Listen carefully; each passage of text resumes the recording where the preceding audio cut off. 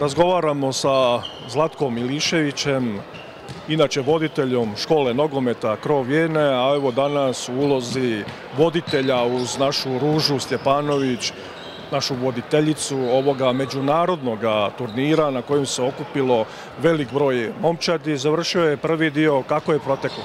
Da, evo, završio se prvi dio turnira u 8. Bili smo jako zadovoljni, sve su se ekipe pojavile, to se mora isto reći. Imali smo 10 ekipa, Vrapče iz Zagreba je osvojio prvo mjesto, drugo mjesto je Postesva osvojio i treće mjesto Maksimir. To se vidi da naši Hrvati koji dolaze odozdola daju sve od sebe i borili su se i stvarno su ostvarili ono vjerovatno za čim su došli ovdje. I sve je ok, znači turnir je za sada sve funkcioniše, sve je super.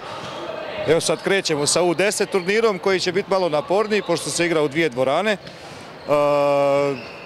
19 zapravo ekipa, jedna je otkazala, nažalost, tako da vidit ćemo kako će ovo.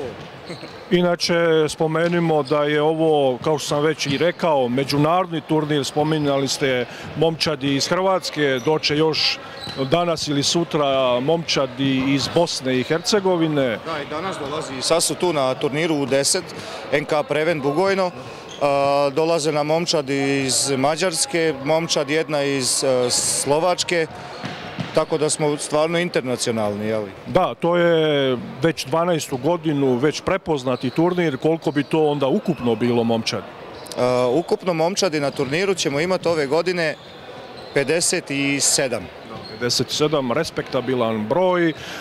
Spomenuli ste u ovom U8 natjecanju dvije momčadi iz Hrvatske do same završnice, Vrapče i škola nogometa Maksimir, to su poznate ekipe, ali to su i momčadi s kojima Krov Vijena ima već dugogodišnju suradnju, međusobnog razmjenjivanja, odlaska na njihove turnire. Da, pogotovo u malim uzrastima išli već češće puta dole za Hrvatsku kod NK Vrapče na turnir njihov. Maksimir nam je bio prošle godine u zimu, mi kod njih još nismo bili, čekamo na poziv neki, vjerovatno će i oni nešto organizirati, nadamo se tome da ćemo i mi biti pozvani. I evo moram reći što se tiče U8 turnira, danas je još malo od svake momčadi sam čuo samo dobro i dolazimo, kaže, na godinu opet i super je i hvala vam i stvarno je, kažu, svi su zadovoljni.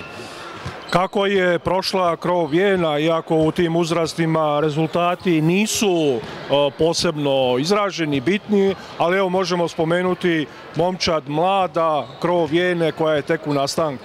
Da, znači stvarno je mlada momčad Krov Vijene, pošto ovo je turnir U8, a mi smo imali samo djecu za U7. Ja mislim da je bio jedan U8 igrač ili nije, ne znam, ali vidi se i tu napredak. Znači oni su krenuli tek ove godine sa treninzim, sa igranjem, išli su već na par turnira. Ja mislim da im je danas ovo bilo, čini mi se, najbolje plasiranje na turniru. Znači i vidi se i tu napredak i ta djeca dolaze i bit će i od njih nešto, nadamo se. Ovaj turnir se može sagledati kao pripreme za nastavak natjecateljske sezone. Krov Vijena tu u podmlatku ima velike šanse, doduše ovo su sada ekipe koje se ne natječu za bodove, ali je to priprema i uvertira za budućnost. Tako je, znači, kao što ste sami rekli, bodovi, pobjeda trenutno nije bitna. Bitno je da se oni nauče igrati, da oni odrade ono što treneri zahtijevaju od njih.